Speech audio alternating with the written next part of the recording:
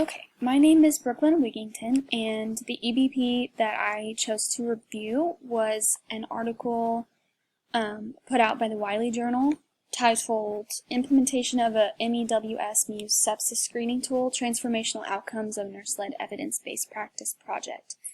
It was done by some researchers in Lubbock, Texas. They followed 139 nurses in the critical care setting in Texas, and basically they kind of followed those nurses. They had them implement this new screening tool, and that was the basis of the study. So the problem that this study was addressing is the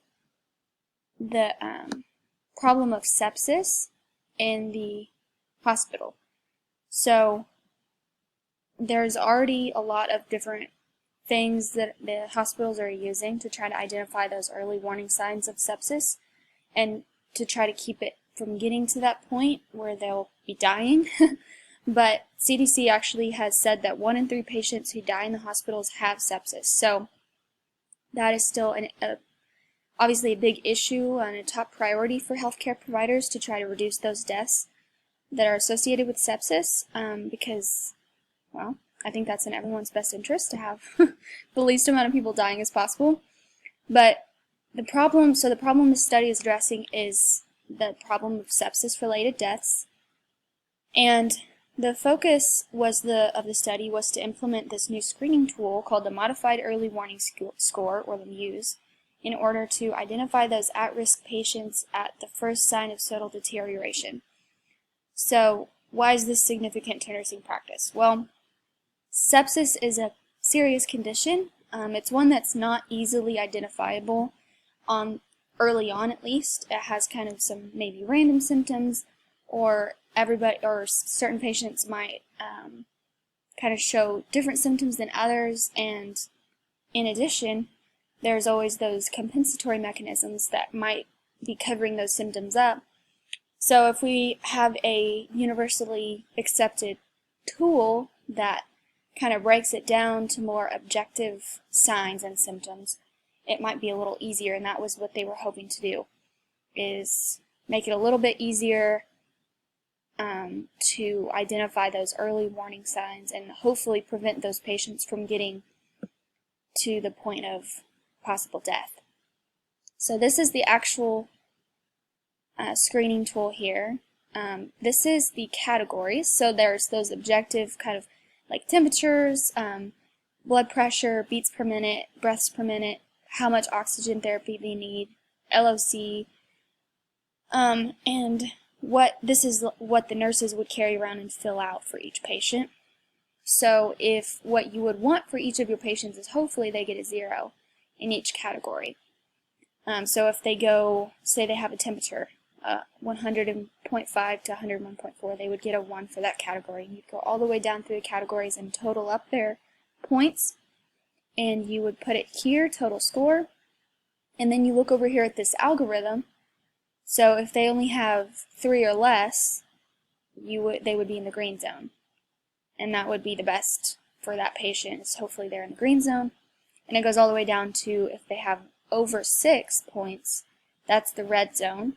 And that would be, it even details what you would want to do for that patient, kind of a general outline for that patient, what you would want to do.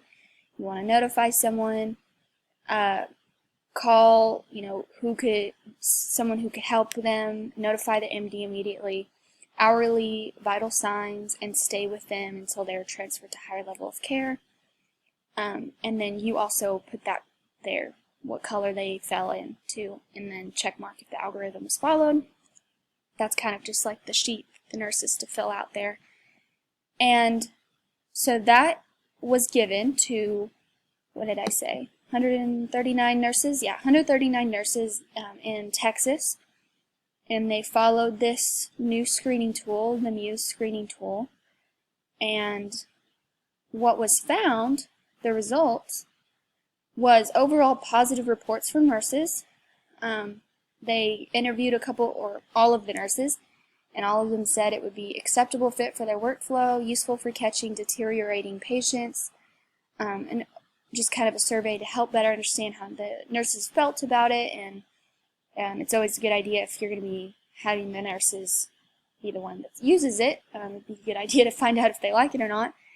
And it was open-ended, scaled questions. So after the tool had been used for 1 month, they took the statistics, and it was found that sepsis mortality had already declined in that hospital. And then they came back after 5 years after initial implementation of this new screening tool, and the mortality rate had decreased by 24%. So that's a pretty significant decrease in sepsis-related deaths. And here's that graph here. This was after implementation. You can see on both that it was a pretty obvious decline. So let's see. Recommendation for nursing practice based off this study. Well, I think it goes without saying that if there's a 24% decrease in one hospital, that it would be worth investigating if that decrease would